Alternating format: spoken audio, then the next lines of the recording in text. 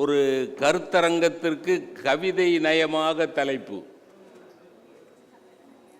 தந்திரத்தால் மானியானவன், தந்திரத்தால் மானானவன், சாபத்தால் கல்லானவள். கம்பனுக்கு மிகப்பெரிய பெருமைகள் உண்டு. கம்பன் நமக்கு கிடைத்ததால் நமக்கும் மிகப்பெரிய பெருமைகள் உண்டு. நான் பொதுவாக சொல்வதுண்டு, மனிதன் தன்னுடைய வாழ்க்கையிலே 3 உறவுகளை பாதுகாப்பாக வைத்துக் கொள்ள வேண்டும். 3 உறவுகள் மிகவும் முக்கியமானவை. எனக்குமான உறவு, பர்சனல் ரிலேஷன்ஷிப். எனக்கும் என் குடும்பத்துக்குமான உறவு, ஃபேமிலியல் ரிலேஷன்ஷிப். எனக்கும் இந்த சமூகத்துக்குமான உறவு, interpersonal relationship. Personal, familial, interpersonal. எனக்குமான உறவு, எனக்கும் குடும்பத்துக்குமான உறவு, எனக்கும் சமூகத்துக்குமான உறவு. இந்த 3 உறவுகளையும் எவன் ஒருவன் சரியாக பேணி பாதுகாக்கிறானோ அவன் சிறப்பாக வாழ்வான். இந்த 3 உறவுகளுக்கும் மிகச் சரியாக வழிகாட்டக்கூடிய வல்லமை கம்பன் என்கிற கவி சக்கரவர்த்திக்கு உண்டு. எனக்குமான உறவை நான் எப்படி செப்பனிட்டுக் கொள்வது என்பதை கம்பன் எனக்கு சொல்லிக் கொடுக்கிறார். எனக்கும் என் குடும்பத்துக்குமான உறவு எப்படிப்பட்டது, எப்படி இருக்க வேண்டும், எப்படி இருந்தால் நலம் பயக்கும் என்பதை கம்பன் சொல்லிக் கொடுக்கிறார். எனக்கும் இந்த சமூகத்துக்குமான உறவு, சோஷியல், இன்டர்பர்சனல். அதே மாதிரி 3 துறைகள் ஒழுங்காக இருக்க வேண்டும். அரசியல் துறை, பொருளாதாரத்துறை, ஆன்மீகத்துறை. இந்த 3ம் ஒழுங்காக இருந்தால், செம்மையாக இருந்தால் அந்த சமூகம் சிறப்பாக இருக்கும். அரசியல், ஆன்மீகம், பொருளாதாரம், இந்த 3 துறைகளுக்கும் வழிகாட்டக்கூடிய வல்லமை கம்பனுக்கு உண்டு. ஆனால் அந்த கம்பனுக்கு பொன் விழா எடுப்பது என்பது கம்பனுக்கு செய்யக்கூடிய கௌரவம் அல்ல, நமக்கு நாமே செய்து கொள்ளக்கூடிய கௌரவம். நவில்தொறும் நூல் நயம் போலும் பயில்தொறும் பண்புடையாளர் தொடர்பு. ஒரு புத்தகம், ஒரு நல்ல புத்தகம், வாசகன் வளர வளர புத்தகமும் வளர்கிறது அப்படின்னு ஆங்கிலத்தில் ஒரு சேயிங் உண்டு. A good book grows with the reader. ஒரு நல்ல புத்தகம் வாசகனோடு சேர்ந்து வளர்கிறது. விஞ்ஞானத்துக்கும் இலக்கியத்துக்கும் உள்ள வேறுபாடே அதுதான். விஞ்ஞானத்தில் என் வயசு வளர வளர அந்த விஞ்ஞான தியரங்கள் வளராது. இப்போ ஆர்க்கிமிடிஸ் பிரின்சிபிள், 15 வயசில் நான் படித்த ஆர்க்கிமிடிஸ் பிரின்சிபிள் 55 வயசில் படித்தாலும் ஆர்க்கிமிடிஸ் பிரின்சிபிள் தான். நான் 10 வயசில் படித்தது அதே தான், 55 வயசில் படித்தது அதே தான், நான் கிழவனான பிறகு என் பேரன் படித்தாலும் அதே தான். ஆனால் பாரதியோ வள்ளுவனோ கம்பனோ நான் 15 வயதில் படிக்கிற போது எனக்கு கிடைத்த அர்த்தமும் அனுபவமும், நான் 55 வயதில் அதே கம்பன் பாடலை படிக்கிற போது என்னுடைய முதிர்ச்சிக்கு தகுந்தாற் போலே அந்த கம்பன் எனக்கு புதிய புதிய அர்த்தங்களை கொடுப்பான். அதுதான் நூல் நயம். நவில்தொறும் நூல் நயம் போலும் பயில்தொறும் பண்புடையாளர் தொடர்பு. எக்ஸ்பெரிமெண்ட் வேற, எக்ஸ்பீரியன்ஸ் வேற. ஆனால் அப்படி அல்ல கம்பன், அப்படி அல்ல பாரதி, அப்படி அல்ல. கம்பனை வாசிக்க வாசிக்க வாசிக்க இல்லை 50 வருஷ காலம், இத்தனை நாட்கள், 2 நாட்கள் 3 நாட்கள் விழா நடத்துகிறீர்கள். எத்தனையோ அறிஞர்கள் வந்து பேசுகிறார்கள். ஒவ்வொரு ஆண்டும் ஒவ்வொரு தலைப்பு கொடுக்கிறார்கள். ஒவ்வொரு தலைப்பிலும் பேசுவதற்கு ஒவ்வொரு ஆண்டும் புதிதாக விஷயங்கள் கிடைக்கிறது என்றால் தோண்ட தோண்ட கிடைக்கிறது. உபர்டோ எக்கோ அப்படின்னு ஒரு அறிஞர், எந்த நாடுன்னு ஞாபகம் இல்லை, ஜப்பான் நாடா எந்த நாடு, எந்த நாடா இருந்தால் ஏதோ ஒரு நாடுன்னு சொன்னால் என்ன, நீங்கள் என்ன போய் கிராஸ் வெரிஃபையாக பண்ண போகிறீங்க? முதல்ல உபர்டோ எக்கோ இருக்காரா இல்லையான்னு யாருக்கு தெரியும்? ஏன்னா நான் எம்ஏ பரீட்சை எழுதையில் என்னோட கிளாஸ்மேட் என்ன பண்ணால் வேர்ட்ஸ்வொர்த்துடைய டேஃபடில்ஸ் என்கிற கவிதையை பற்றி ஜப்பானிய அறிஞன் சிஷ்யா மூக்கியா சொன்னதாவது அப்படின்னு எழுதிட்டான். ஒரு பக்கத்துக்கு எழுதிட்டான். எங்கள் ப்ரொஃபஸர் அந்த இடத்துல டிக் போட்டு 10 மார்க் போட்டார். சிஷ்யா மீக்கியா இருக்கிறானா இல்லையா அப்படின்னு எழுதுனவனுக்கும் தெரியாது, ப்ரொஃபஸருக்கு தெரியாது. ப்ரொஃபஸர்கிட்ட இன்னொரு ப்ரொஃபஸர் கேட்குறாரு, ஏயா சிசியா மீக்கியான் எந்த ஜப்பானிய அறிஞனியா வேர்ட்ஸ்வொர்த்தை பற்றி எழுதுறான், இது வரைக்கும் எனக்கு தெரியவே தெரியலையா, நீ என்னையா அதில் மார்க் போட்டிருக்கணும்? விடுங்க ப்ரொஃபஸர், ஒருவேளை இருந்துட்டான்னா சிசியா மிங்கியா இருந்துட்டானா என்ன பண்ணுறது? அது மாதிரி உபர்டோ எக்கோ அப்படின்னு ஒரு அறிஞன் என்ன சொன்னான், அவன் நூலகத்தில் 5000 நூல்கள் வச்சுருந்தானா. 5000 தான், 25,000 30,000லாம் இல்லை, 5000. அந்த 5000 நூல்களை அவன் நண்பர் கேட்குறான், எங்கே 5000 புத்தகங்கள் வைத்திருக்கிறீர்களே, 5000ம் வாசித்து விட்டீர்களா? இல்லை, வாசிக்கலை. அப்புறம் இதுக்கு 5000 புத்தகத்தை அடைச்சி வச்சிருக்கிறீங்க? அவன் சொன்னான், வாசிக்காத நூல்களையெல்லாம் பார்க்கிற போது, வாசிக்காத நூல்களையெல்லாம் பார்க்கிற போது என்னுடைய அறியாமை எனக்கு தெரிய வருகிறது. நான் இதெல்லாம் வாசிக்கணும், இன்னும் வாசிக்கணும், இன்னும் வாசிக்கணும். அப்போ எத்தனை புத்தகத்தை தான் நீங்கள் வாசித்து முடித்திருக்கிறீர்கள்? அவன் கேட்டான், எத்தனை புத்தகங்களை நீங்கள் வாசித்து முடித்திருக்கிறீர்கள்? நல்ல அருமையான சிந்தனை அது, வாசித்து முடித்திருக்கிறீர்கள். அவன் சொன்னான், ஒரு 100-150 புத்தகங்களை முழுமையாக படித்திருக்கிறேன், ஆனால் இன்னும் வாசித்து முடிக்கவில்லை. பேஜ் டு பேஜ் வாசிச்சிட்டேன், 500 பக்கம் உள்ள புத்தகத்தை 500 பக்கம் வாசிச்சிட்டேன், ஆனால் அந்த புத்தகத்தை நான் வாசித்து முடிக்கவில்லை. I have completely read the book, but I have not completed reading. புரியுதுங்களா? ஒரு நல்ல புத்தகத்தை வாசித்து முடிக்க முடியாது. எதுவரைக்கும் அந்த புத்தகத்தில் புதிய புதிய சிந்தனைகள், புதிய புதிய உணர்வுகள், புதிய புதிய அனுபவங்கள் கிடைத்து கொண்டே இருக்கின்றனவோ அதுவரைக்கும் அந்த புத்தகத்தை வாசித்து யாராலும் முடிக்க முடியாது. அதுதான் கம்பன்.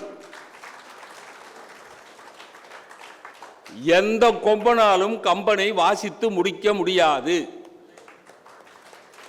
ஏன்னா வாசிக்க வாசிக்க வாசிக்க வாசிக்க அதில் நிறைய கிடைத்து கொண்டே இருக்கும். அப்படி கிடைத்த 3 முத்துக்களை கொண்டு வந்து விதைப்பதற்காகத்தான் 3 அறிஞர்கள் இங்கே வந்திருக்கிறார். தந்திரம் அப்படிங்கிறது எஃபிஷியன்சி, எஃபிகசி. தந்திரம் ட்ரிக்கரி, சாபம் கர்ஸ்.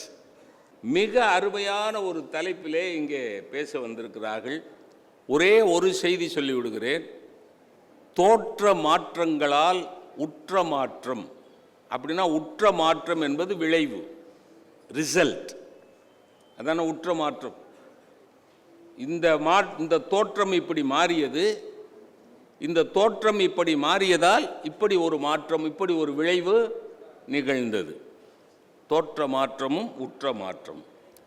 இந்த தோற்ற மாற்றங்களால் நல்லதும் விளைந்தது, கெட்டதும் விளைந்தது. இப்போ தந்திரத்தால் பாணியானவன் என்று அனுக்கிரகா ஆதிபகவன் பேசுகிறார்கள். தந்திரத்தால் பான ஆனவன் என்று தம்பி ஷாஜகான் பேசுகிறார். சாபத்தால் கல் ஆனவள் என்பதை பற்றி மருத்துவர் முகமது ரேலா அவர்கள் பேசுகிறார். தந்திரத்தால் மானியானவன் அனுமன். சரிதானம்மா? அனுமன். ஒழுக்கம், உடல் பலம், ஞான பலம் 3ம் ஒருங்கே சேரப்பெற்றவன் அனுமன்.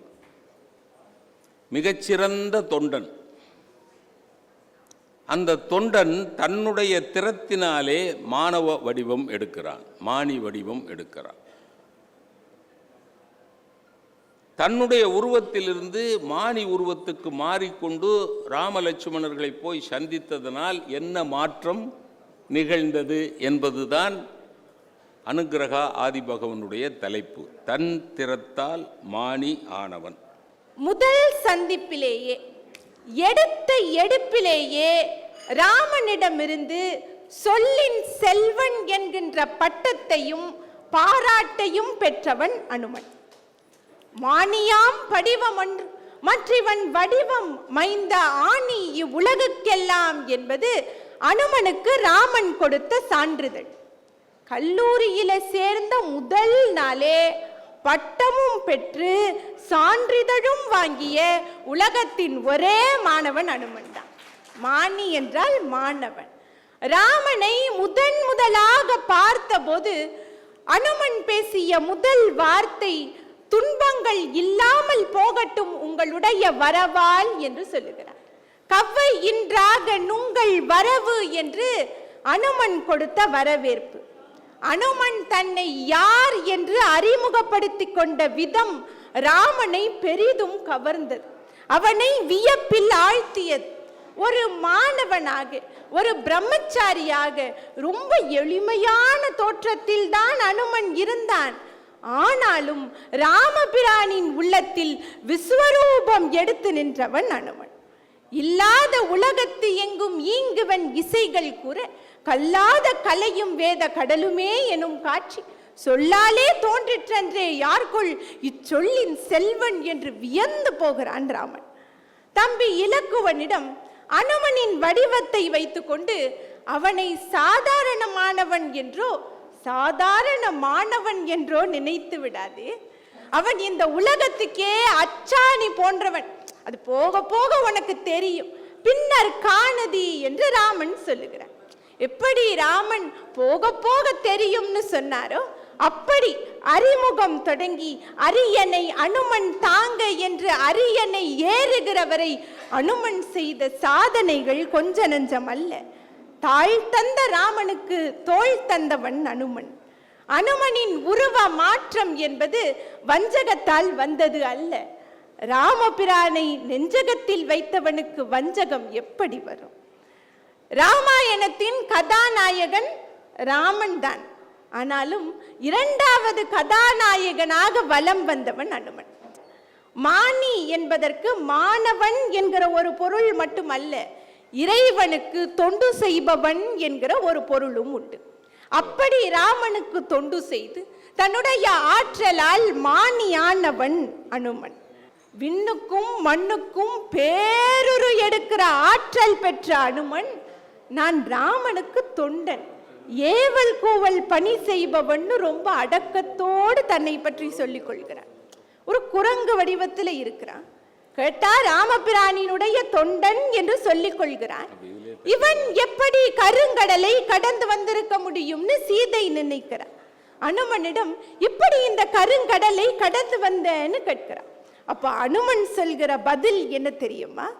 சுருங்கு இடை உன் ஒரு தூயவன் தூய தாழ் ஒருங்குடை உணர்வினோர் ஓய்வுயில் மாயையின் பெருங்கடல் கடந்தனர், பெரும் பெற்றி போல் கருங்கடல் கடந்தனன் காலினால் என்றான்.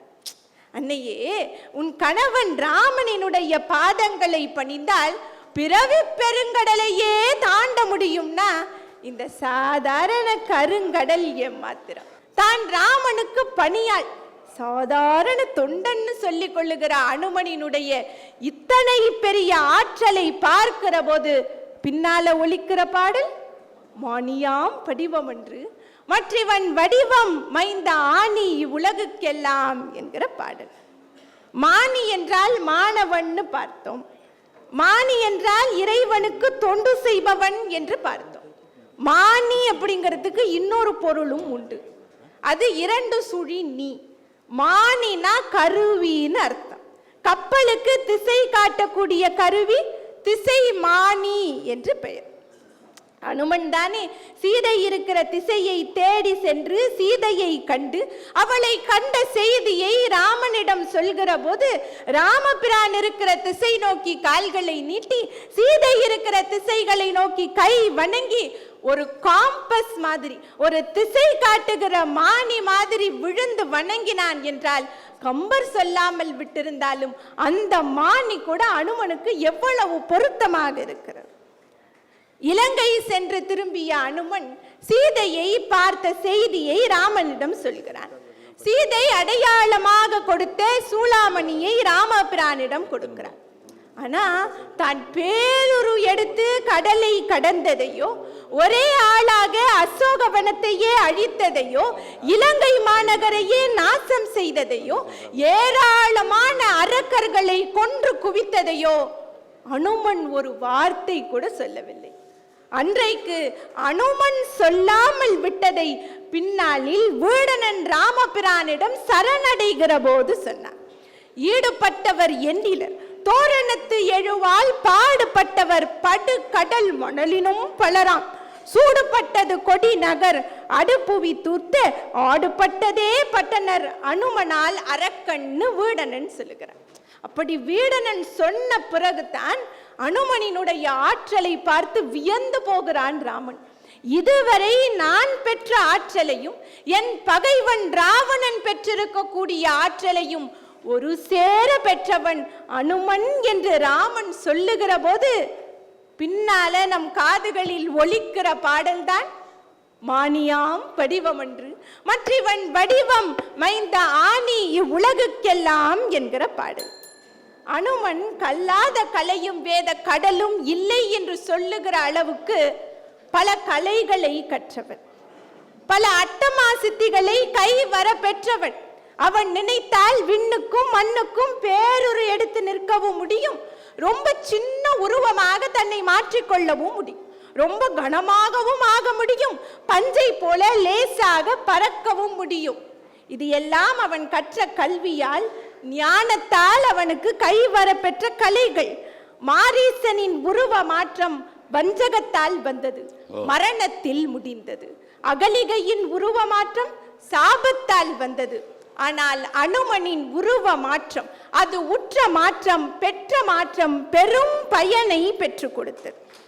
எப்பெல்லாம் அனுமன் தன்னுடைய உருவத்தை பேருருவாக மாற்றி நிற்கிறானோ அப்போதெல்லாம் தீமைகள் அழிந்தன, நன்மைகள் பிறந்தன. அதனால தான் இன்னைக்கும் அனுமன் திருக்கோயில்களிலே பேருரு எடுத்து நிற்கிற அனுமன் சிலையை பிரதிஷ்டை செய்து நாம் வணங்கி கொண்டிருக்கிறோம். ஆனா அவ்வளவு ஆற்றல் பெற்றிருந்தாலும் தன்னுடைய ஆற்றலை ஒரு நாளும் தவறாக அனுமன் பயன்படுத்தியதே இல்லை. சபாஷ் சபாஷ்.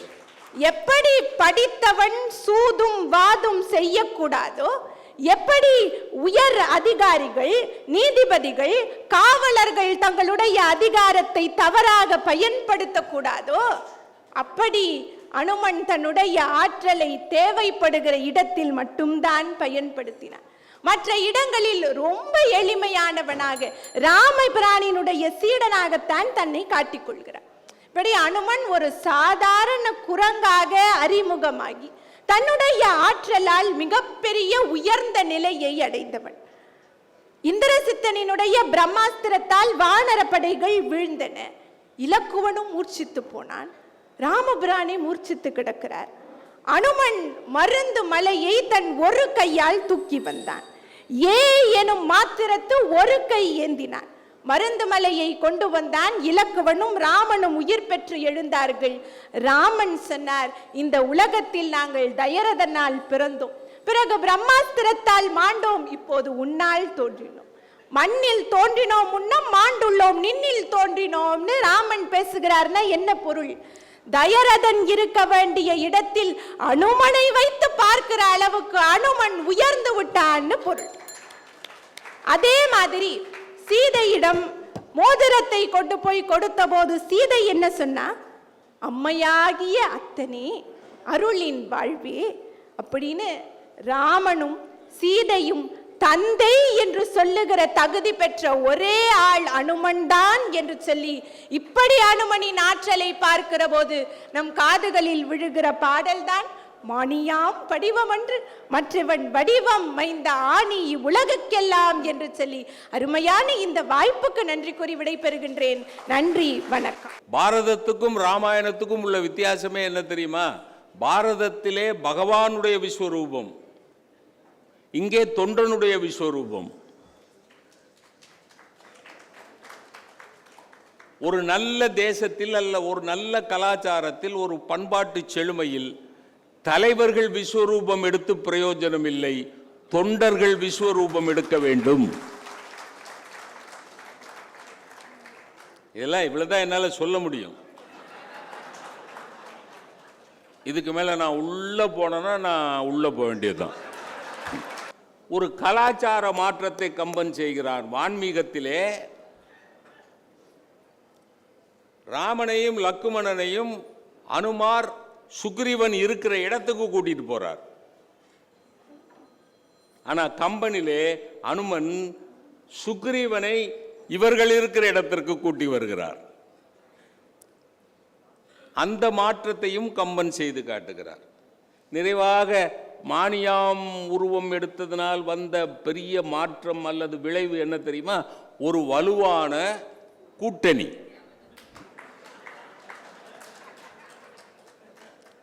அவர் போய் சுக்ரீவனை பற்றி ஒரு இறக்கப்படுற மாதிரி பேசி ராமனுக்கும் சுக்ரீவனுக்கும் ஒரு வலுவான கூட்டணியை ஏற்படுத்தி கொடுக்கிறார்.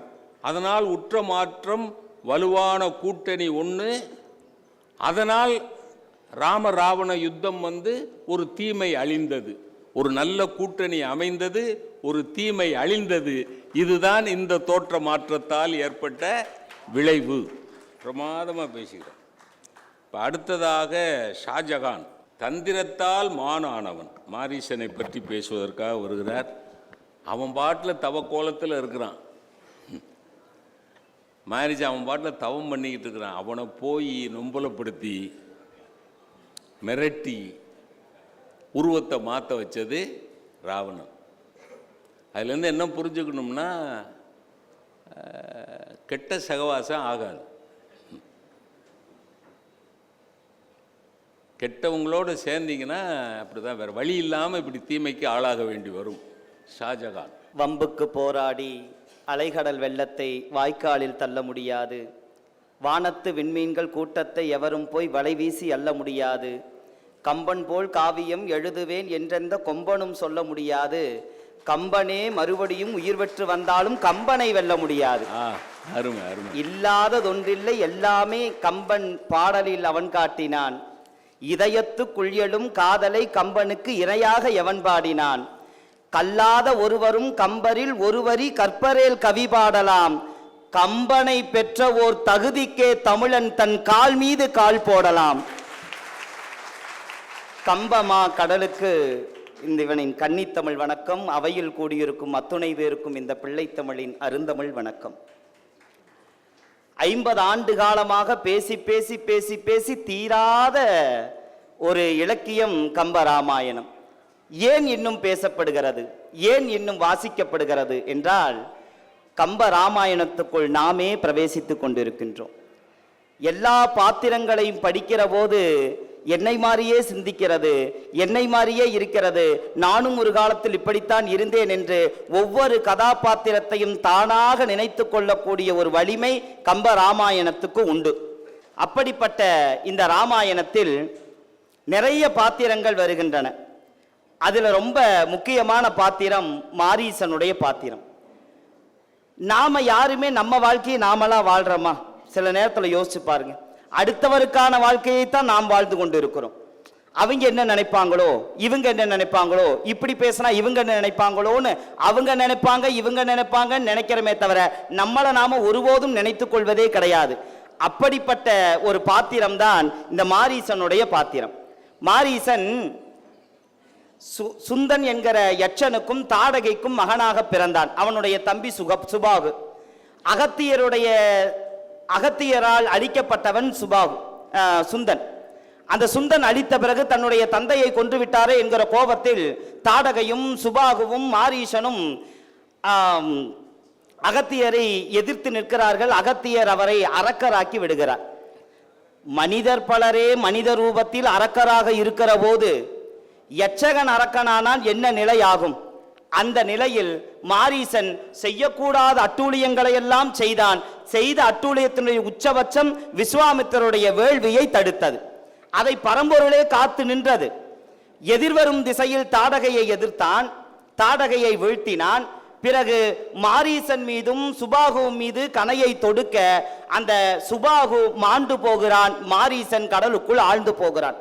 இறைவனுடைய செயல் எதிலும் ஒரு காரியம் உண்டு என்பதை இந்த விஷயம் நமக்கு விளக்குகிறது. மாரீசன் பின்னால் இந்த கதையை நீட்டிச் செல்வான் என்பதற்காக அவனை உயிரோடு விட்டு விடுகிறான்.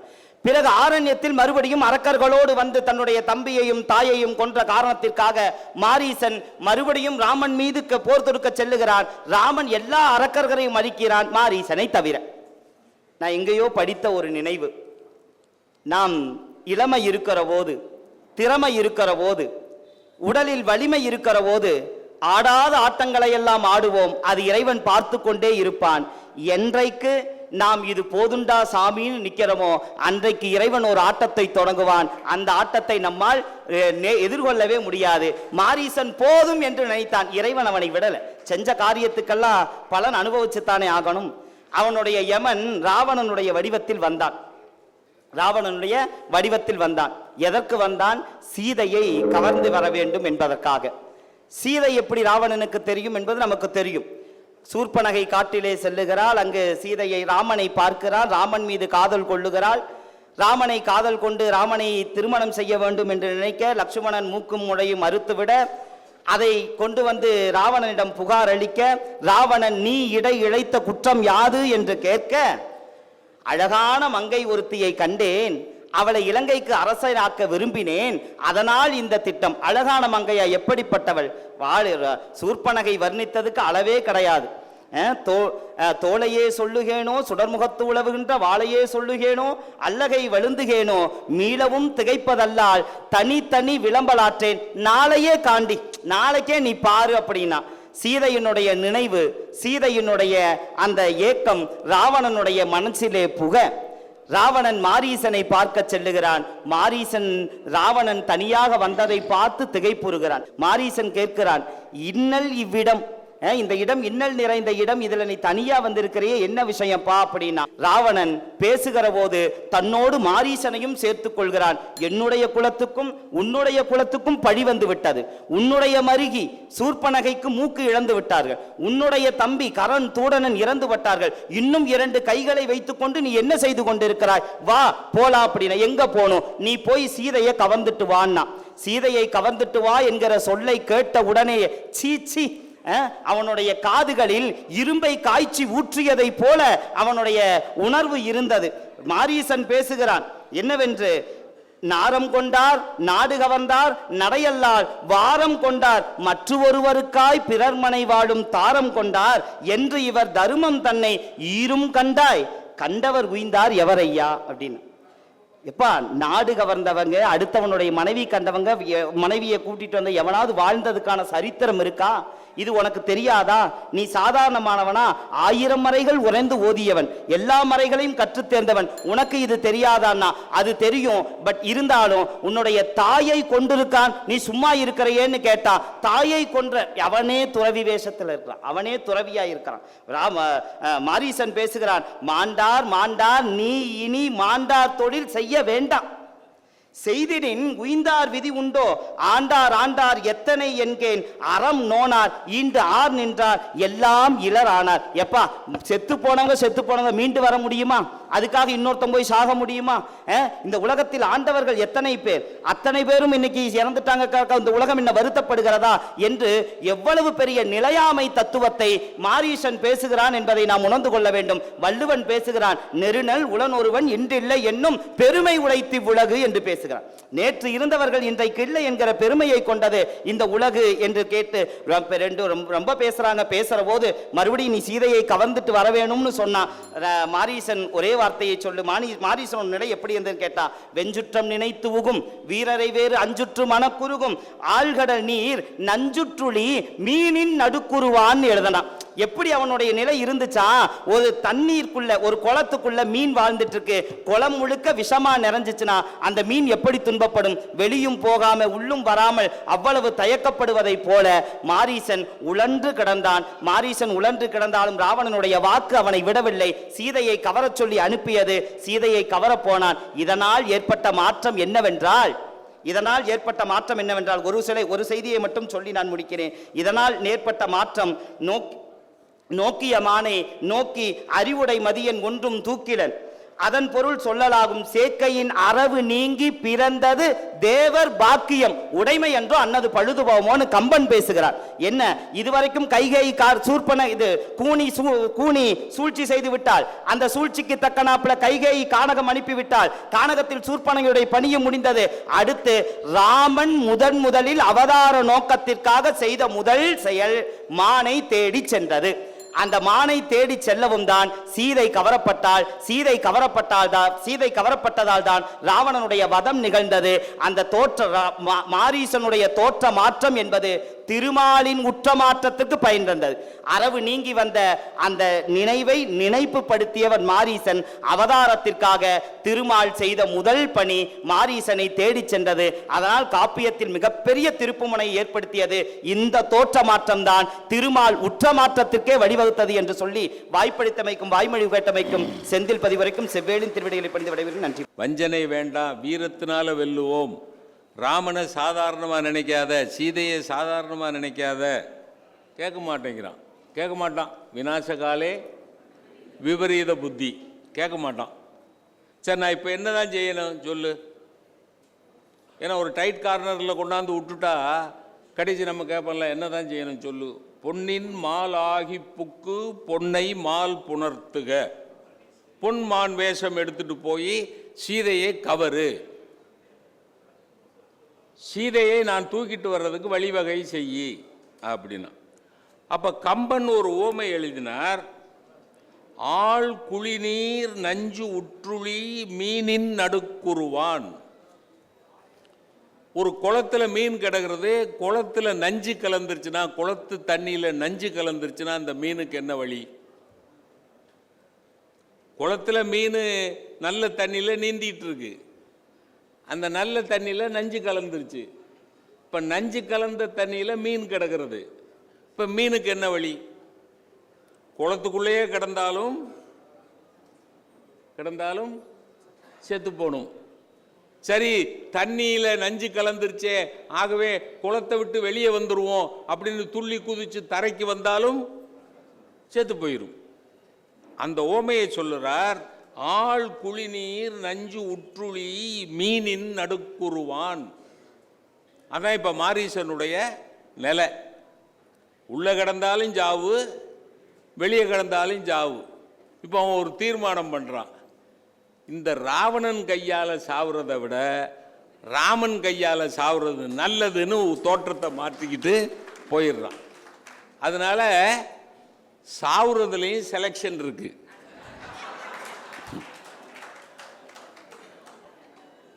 எப்படி சாவணுங்கிறது உங்க சாய்ஸ்.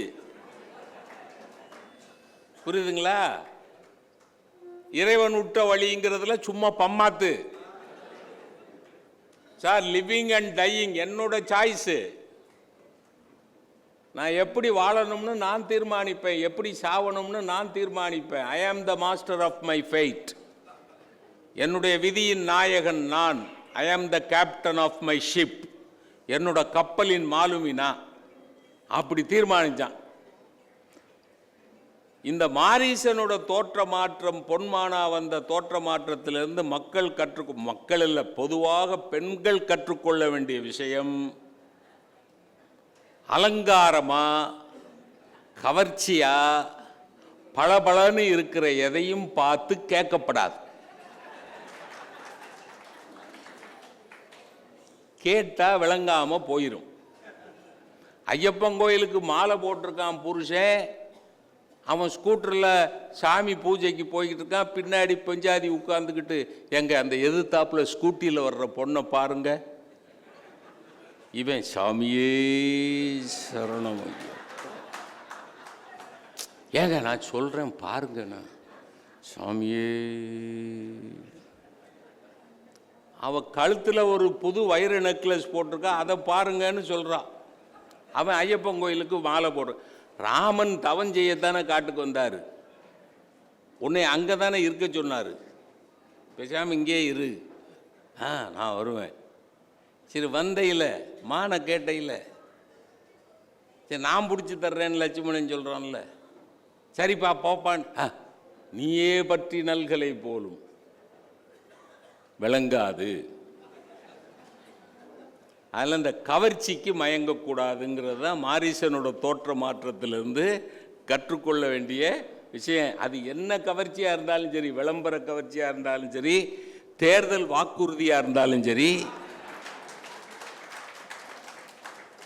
பியூட்டி பார்லராக இருந்தாலும் சரி, எதுக்கும் மயங்கக்கூடாது. பிரமாதமாக பேசியிருக்கிறார் ஷாஜகான். வரலாறு நீண்டது.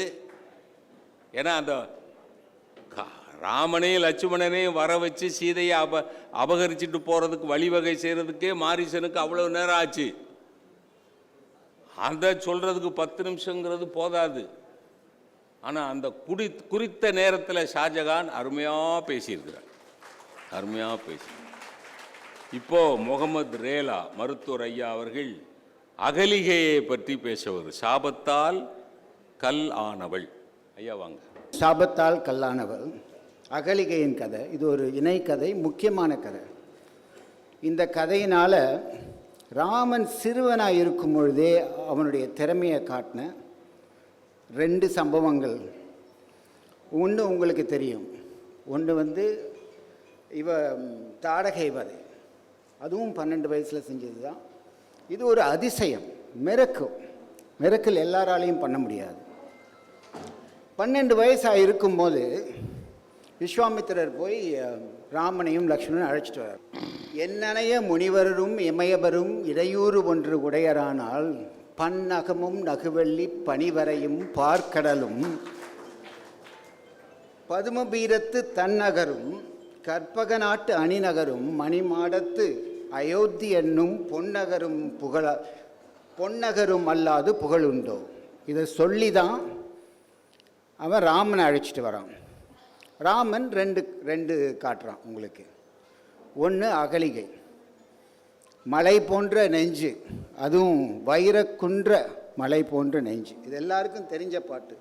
சொல்லுக்கும் கரிய வேக சுடுசரம் கரிய செம்மல் அல்லுக்கும் நிறத்தினால் மேல் விடுதலும் வைரக்குன்ற கல்லுக்கும் நெஞ்சில் தங்காது அப்புறம் கலன்று கல்லா புல்லருக்கு நல்லோர் சென்ற பொருள் என போயிற்றன்றேன்னு உங்களுக்கு தெரியும் இந்த கதை.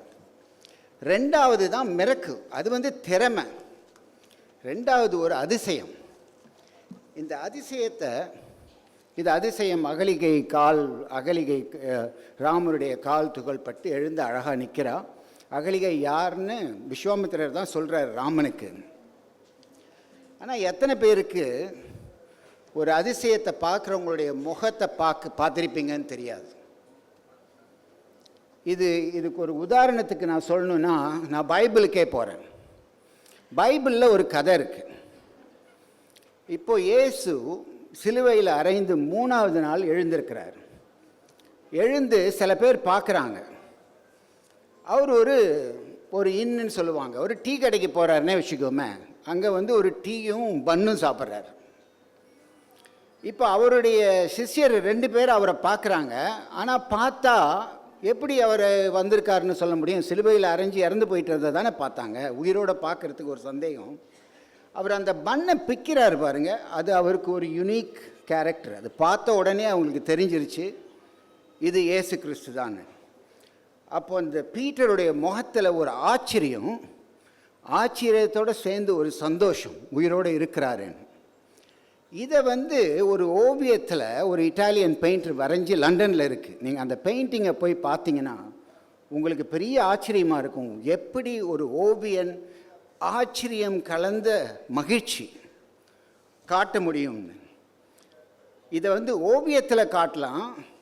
கம்பன் இதை வார்த்தையில் காட்டிடுறான். உங்களுக்கெல்லாம் அந்த பாட்டு தெரியும்.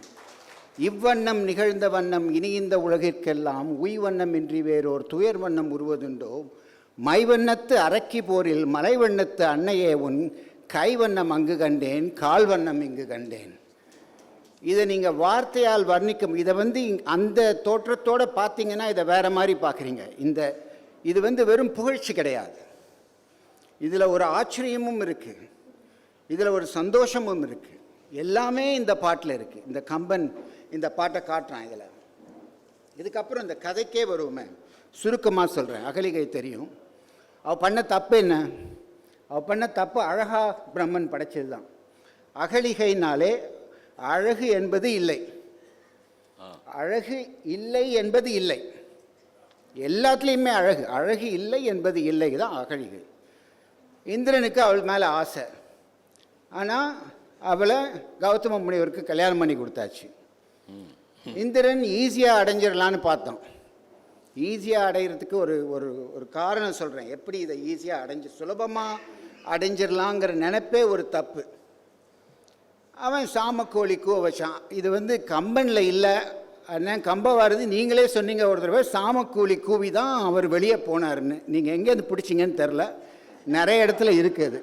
சாமக்கோழி கூவுது, கௌதம முனிவர் எந்திரிச்சு காலை ஆயிடுச்சுன்னு வெளியே போகிறாரு, காலை கடன்னு பூஜை பண்ணுறதுக்கு போகிறாரு.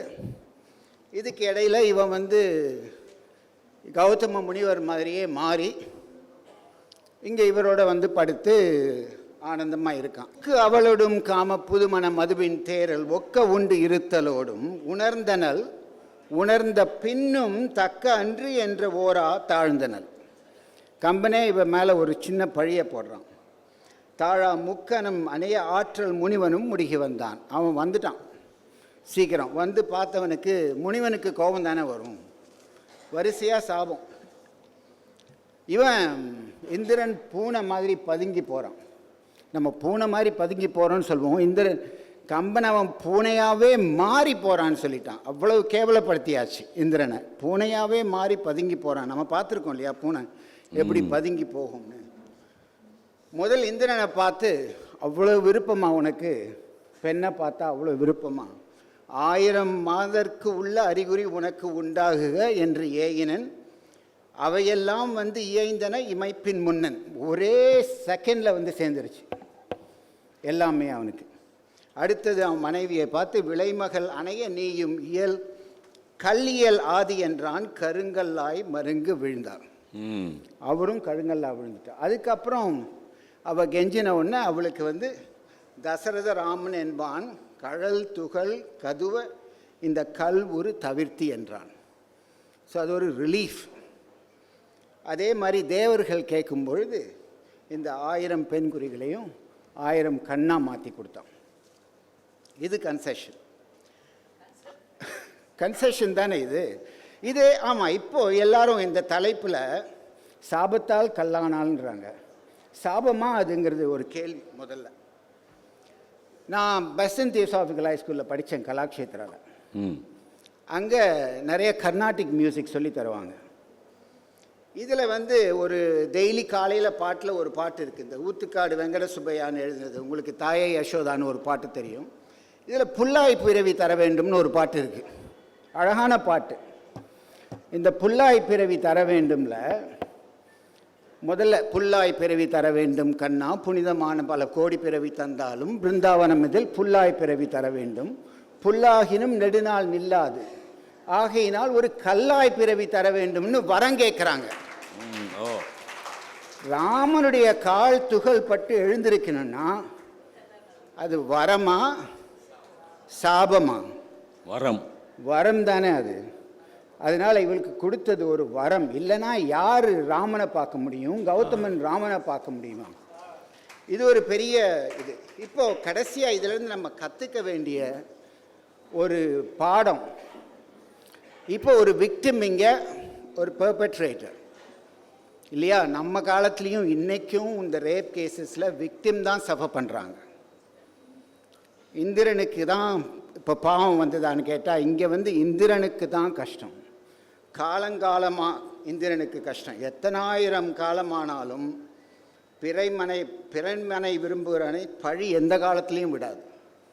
இப்போ நீங்கள்லாம் இந்திரலோகத்துக்கு போகிறதுக்கு ஒரு வாய்ப்பு இருந்ததுன்னா உங்களுடைய எல்லா பிறவிகளும் கிடச்சி யாரை ஐடென்டிஃபை பண்ணுவீங்க?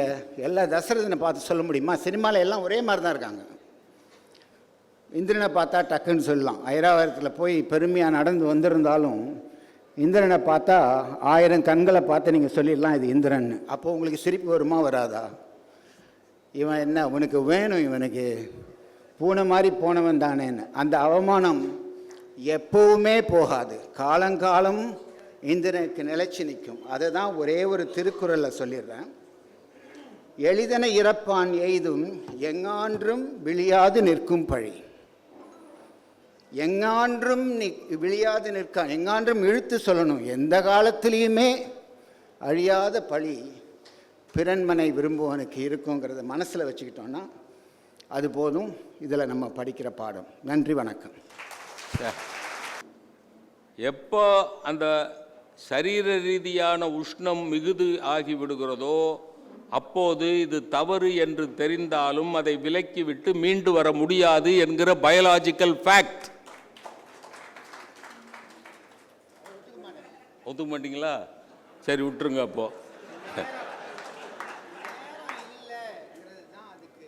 அப்போ தக்கது என்று தக்கது அல்லன்னு தெரிஞ்ச பிறகும் அவள் தாழ்ந்திருந்துட்டா. இதுதான் அவள் செஞ்ச தப்பு. இது அவள் செஞ்ச தப்புனா விடிஞ்சுதா விடியலையான்னு தெரியாமல் போனது அவர் செஞ்ச தப்பு. அவர் இவளை கல்லாக்கலாம்னா இவோ அவரை மண்ணாக்கலாம்ல.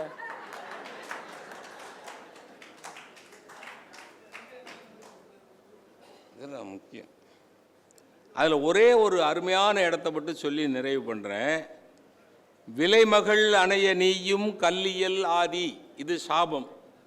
கல்லா மாற்றப்பட்டு விட்டா. அதில் உற்ற மாற்றத்துக்கு ஒரு பாட்டு இருக்குது, அப்படியே இருக்குது. அந்த பாட்டு அருமையான பாட்டு. ஐயா சொன்னார், கண்ட கல்மிசை காகுத்தன் கழல் துகள் கதுவ. இது கல் ஆயிட்டா. உண்ட பேதமை மயக்கு அற. உற்ற மாற்றம். வேறுபட்டு உருவம். பாருங்க, கல்லா கிடக்கிறவோ பொண்ணா மாறுறா. அதுக்கு கம்பன் எழுதுகிற வார்த்தை என்னன்னா, அவ பெண்ணா மாறினான்னு எழுதலை. வேறுபட்டு உருவம் கொண்டு, வேறுபட்டு உருவம் கொண்டு மெய் உணர்பவன் கழல் கூடியது ஒப்ப பண்டை வண்ணமாய் நின்றனள். அப்படின்னா கல்லானது தோற்ற மாற்றம். உற்ற மாற்றம் என்ன தெரியுமா? கல்லாவுறதுக்கு முன்னாடி இருந்த அகலிகை வேற, ராமனுடைய கால் துகள் பட்டு அப்புறம் தோற்ற மாற்றம் பெற்று வந்த பெண்ணானவள் வேற. அது முன்னாடி இருந்தது கரும சரீரம். இப்போ கால் துகள் கதுவ வந்து நிற்பது திவ்ய சரீரம். இதுதான் உற்ற மாற்றம். பெரியோர்களே, கம்ப நேயர்களே, உங்களுக்கு சொல்லுகிறேன், ராமனை ஒன்று இறைவனாக பார்க்கிறோம். ராமனை ஒன்று இறைவனாக பார்க்கிறோம், இல்லை இலக்கியமாக பார்க்கிறோம். என்றைக்கு இலக்காக பார்க்க போகிறோம்? ராமனை இறைவனாக பார்க்கிறவரை, இலக்கியமாக பார்க்கிறவரை பெரிய மாற்றங்கள் விளையப் போவதில்லை. என்றைக்கு ராமனை நம்முடைய வாழ்க்கையின் இலக்காக பார்க்கிறோமோ அன்றைக்குத்தான் நம் வாழ்க்கையில் பெரிய மாற்றம் வரப்போகுது. ஒரே ஒரு ஜோக்கோடு முடிச்சிருவோம். ஒரு பையனுக்கு சாமியாரா போகணுன்னு ஆசை வந்துட்டு, அவன் வீட்டுக்கு ஒத்தைக்கு ஒத்த புள்ள, கருவேப்பிள்ளை கொத்து மாதிரி. அவங்க அப்பாவுக்கு ஏக விசனம், ரொம்ப வருத்தம். ஒத்தைக்கு ஒத்த புள்ள கருவேப்பிள்ளை கொத்து மாதிரி வச்சுருக்குறான், அவன் கல்யாணம் பண்ணிக்க மாட்டேன், சாமியாரா போகிறேங்கிறானே, என்ன பண்ணுறதுன்னு தெரியலையேன்னு அழுதுகிட்டே இருக்கிறார். அப்போ அப்பாவோட ஃப்ரெண்டு வர்றார். டே ராமசாமி, நீயாவது போய் என் மகனை கன்வின்ஸ் பண்ணுடா, கல்யாணம் பண்ணிக்க மாட்டேன்னு சொல்கிறான், சாமியாரா போவேங்கிறான். அப்படின்னோடனே அப்பாவோட ஃப்ரெண்டு உள்ளே போய் அவனை எவ்வளவோ கன்வின்ஸ் பண்ணி பார்த்தார். இல்லை அங்கிள், நான் சாமியாராக தான் போவேன் அங்கிள் அப்படின்னு அடம் முடிகிறான். திரும்பி வந்தார். என்ன ராமசாமி, என்னடா சொன்னான்? என் பையன் கல்யாணத்துக்கு ஒத்துக்கிட்டானா? நான் இல்லைடா, அவன் சாமியாராக தான் போவேங்கிறான், கல்யாணத்துக்கு ஒத்துக்க மாட்டேங்கிறான். ஏண்டா அப்படின்னா, இல்லை அவன் சாமியாராக தான் போவானா, ஒரே ஒரு பொண்ணோட வாழ்கிறதுக்கு அவனுக்கு